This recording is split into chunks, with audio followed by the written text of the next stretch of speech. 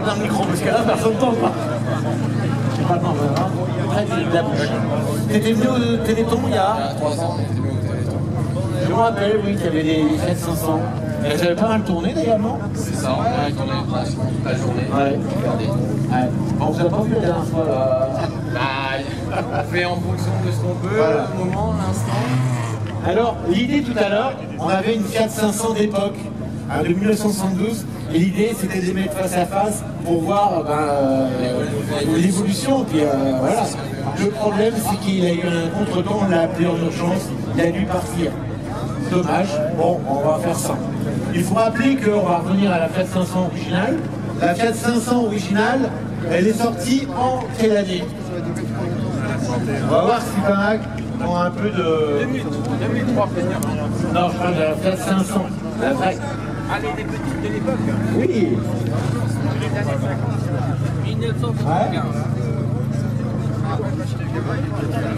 Alors, il a dû sortir en... Je ne vais pas avoir des dates pour ce modèle-là. Je crois que c'est 1955. Voilà. Elle a succédé. La Fiat 600 est sortie en 48, 49. La Fiat 600 qui est un peu plus grosse. Ils ont eu encore un modèle encore un peu plus petit. Et ils ont sorti la Fiat 500, 1955. Elle a perduré jusqu'en 1974. À entre-temps, il y avait la Fiat qui a remplacé la 500. Il y avait le 850 aussi. Alors, 127. Ah, la petite là, avec le moteur arrière, là, comment... Ah oui, je vois bien la 400. La Fiat 126. 126. Qui a remplacé la Fiat 500. Et la Fiat 126 c'est sorti en 72. La Fiat 500 a cohabité un peu avec la 126 et elle a disparu en 74, en 1975. Voilà. J'étais gamin, moi, je suis dans... Et il y a quelques années, parce que ça remonte quand même à quelques années, Fiat a eu l'idée, comme beaucoup de constructeurs, comme Volkswagen, de recréer une Fiat 500 modernisée. Oui. Ça a été celle-ci. C'est en quelle année? Ça remonte déjà 2003, je crois. en plus de 10 ans déjà, 15 ans. 2003, je dirais. 2003, ouais, ça a presque 20 ans déjà, les premières nouvelles Fiat 500. Oui. Ils ont voulu recréer cette voiture qui avait tellement aimé les Italiens. Oui. Et comme Volkswagen avait fait avec la Coccinelle et la Beatles, Oui. comme d'autres l'ont fait avec d'autres modèles, Fiat a fait ça avec la Fiat 500. Et ça a eu un gros succès. Et heureusement, pourquoi ça a eu un gros succès? Parce que la bouille était pas mal, la voiture était petite, même si elle était plus grosse que la vraie version, la première était vraiment petite, et ça a sauvé sans doute Fiat de la faillite. Ah oui. Parce qu'ils étaient au bord de la faillite. Un peu comme à l'époque Peugeot avec la 205. 205 a sauvé Peugeot, la Fiat 500, nouveau modèle, a sauvé Fiat. On peut le dire. Ah ouais, Et donc, quand ils ont sorti ce modèle, c'était un peu un raz-de-marée, on peut dire. Et bien sûr, ils se sont rappelés qu'à l'époque, il y avait aussi des Fiat 500 à barre. Ils se sont dit, on va faire des abarths également. Et là, on a une sous les yeux. Alors ça, je laisse la parole maintenant, c'est la tienne. Alors, raconte-moi cette voiture. Elle est de quelle année? Ceci, elle est de fin 2008-2009. Ouais, donc on est dans les premières séries. Oui. Ouais. C'est la phase 1, la phase 2, et là on est sur un produit d'une phase 4. On est déjà à la phase 4 déjà. Si c'est la phase 4. D'accord. Donc, On est sur une conversion, 190 chevaux, 190 chevaux pour un poids un de... poids de moins d'une tonne, une tonne 0,2. Donc c'est pas mal déjà. Moins d'une tonne et 190 chevaux. On peut en sortir 200. On peut en sortir 200. Bon. Le moteur, il n'est plus à l'arrière comme avant. Non. Ah bah non, il est à l'avant. On est sur un 1,4 turbojet avec un turbo direct. Un litre 4 turbojet. C'est un bon rapport de puissance. Ouais. Parce qu'à l'époque, Carlo Abarth avait bien compris le concept, puisqu'en rallye, on se devait aller chercher les grosses cylindrées. Oui. Donc rapport poids-puissance lourd. D'accord. Alors pour ceux qui ne connaissent pas Carlo Abarth, en France, nous on avait Gordini, hein, Amédée Gordini. En Italie, ils avaient Abarth, le sorcier italien. Voilà. Tu veux parler? Viens, viens. Tu veux parler? Le signe du scorpion, puisque c'était Voilà, le signe du scorpion, non pas Ferrari. Ça pique. parce que Ah oui, ça pique le Abarth, scorpion. c'est derrière Ferrari est un préparateur associé avec la marque. D'accord. Ok. Le châssis est préparé par Mais l'emblème de la marque, bien sûr, c'est le fameux emblème Scorpion. Ah, on le retrouve un peu partout sur la voiture. Regardez, c'est le Scorpion. Et moi, je suis du signe du Scorpion. Ça parle. Voilà. Donc le fameux Scorpion. Ah, peut-être. Alors là, tu me poses une colle. Oui. Ah, c'est comme ça que... Ah, eh ben oui, je ne m'étais jamais posé la question. Voilà. Donc la tienne, elle est vraiment superbe. Hein. Tu fais pas de rallye avec? Non. Je peux ouvrir? Regardez l'intérieur. Alors on a un très très bel intérieur. Alors j'avais pas vu l'autre côté. Waouh. C'est d'origine ça ou c'est quelque chose que tu as fait faire? Non, j'ai personnalisé, j'ai fait. Tu l'as fait faire. C'est extrêmement beau. Regardez hein, sur le côté là-bas. Je peux m'asseoir à bord. Alors on trouve le logo du Scorpion un peu partout. Ici. Ici. Ah, t'as ton pare-brise qui est fissuré. Mince. Viens à côté de moi. C'est des choses qui arrivent. Hein. Bon, si t'es bien assuré, pas de problème, tu vas être... On retrouve, alors, parce que bien sûr, hein, les clins d'œil à la vraie version se retrouvent, comme ce compteur. Vous vous rappelez les premières versions de 4500, dommage qu'on n'ait pas l'ancien modèle, hein. C'était comme ça, c'était arrondi, comme ça. Après, ils ont mis avec du tissu. Il y a du tissu sur le tissu, oui, ouais. C'est vrai. Et on retrouve du carbone, c'est du vrai carbone, ici, un peu partout. J'aime bien l'intérieur. J'avais une amie à l'époque qui avait une 7500 basique, hein, qui était rouge avec un intérieur blanc, je trouvais ça super. Et celle-ci, la version à barre, waouh, ça claque. Ça claque sa mère. Quand il y a les jeunes aujourd'hui, ça claque sa mère. Et c'est pas mal. Alors je cherche le levier de vitesse, bien sûr, il n'y en a pas. Pourquoi? Robotisé à système de palette, comme toutes les voitures maintenant sportives.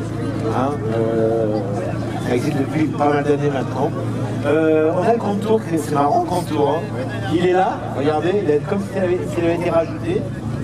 Voilà, et puis bien sûr on a tous les écrans comme on a maintenant sur les voitures modernes.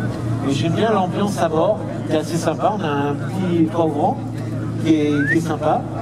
Il existe des versions découvrables également. Pas que dans le micro, on t'entend pas. Il y a des versions aussi en cabriolet, découvrables. Voilà.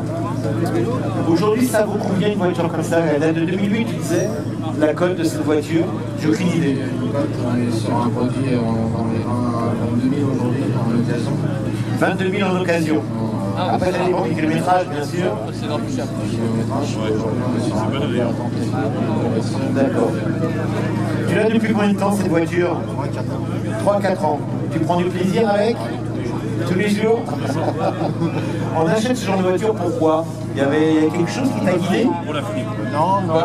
Pas dans le micro. Pas de frime, parce que moi je suis un ancien je pense que la passion qui est à ça. C'est quoi ton nom? D'accord. Bon, ça ne dit rien, mais bon. Ton papa a des pilotes de rallye. Il a couru sur quoi? Sur Rallye de Lorraine, sur Erwin Cortini, Alpine. Ah ouais. R5 Turbo. D'accord. Ok. Bien, j'aime bien les pilotes de rallye. Je pense qu'il y a la passion qui est venue à ça. C'était avant ta première voiture non, moi. Non, t'as autre chose? Pas dans le micro. Ah non, aujourd'hui j'ai pas eu autre chose. Ma première voiture, j'ai commencé à 18 ans sur la 105 Ah, bien quand même. sur les Williams, et après je suis passé sur les Mercedes.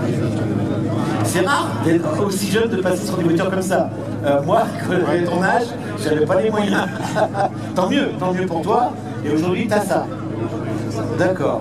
Bien. On va détailler la voiture, on va pouvoir ouvrir le capot, c'est possible? Bon. Donc on est sur un 4 cylindres, comme on le disait tout à l'heure. Ah, pardon, on ferme la porte. Alors l'ouverture, elle doit être minimale, hein. Le capot est tout petit.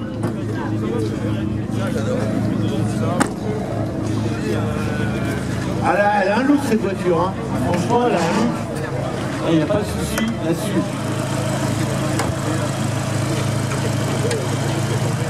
Ah, il y a quelque chose qui est tombé. Formidable. C'est sûr.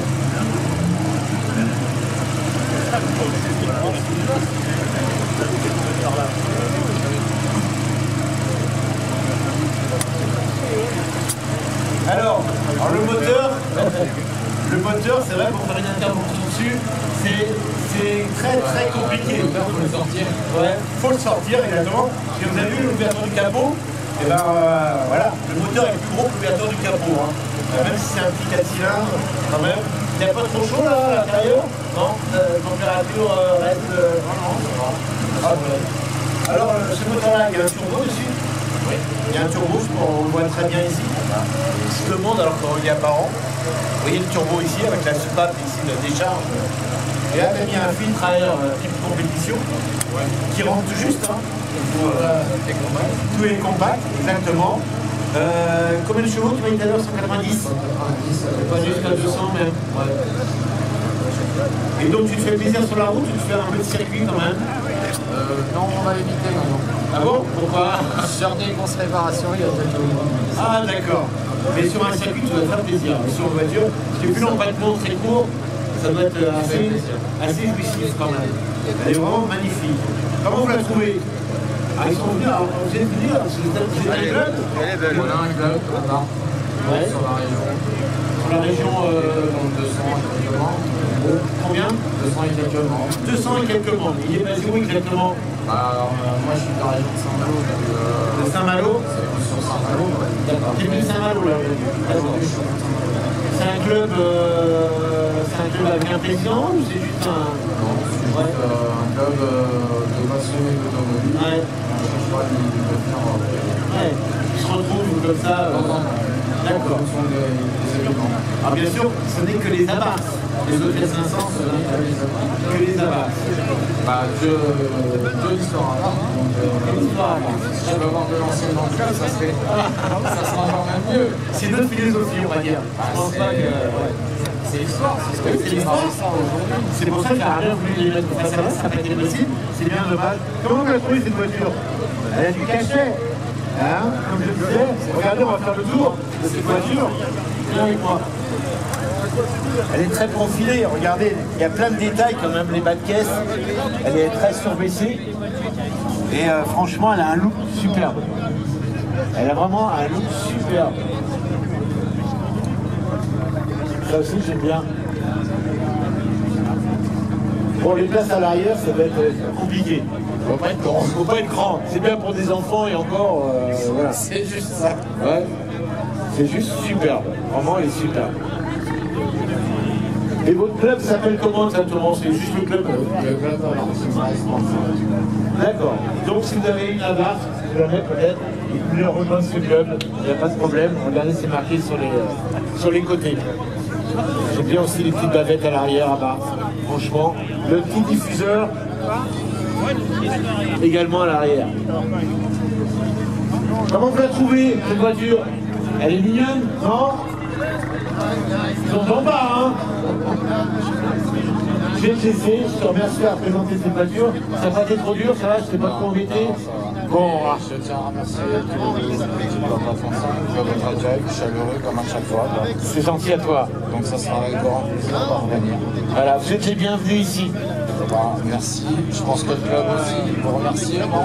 Ils sont où là? Ils sont tous là? Levez la main là, ils sont... Voilà. Bon, il y a une bonne ambiance apparemment dans le club. Bon, c'est le plus important. Un club d'avoir une ambiance. Quand il n'y a pas d'ambiance, c'est pas... Merci à vous.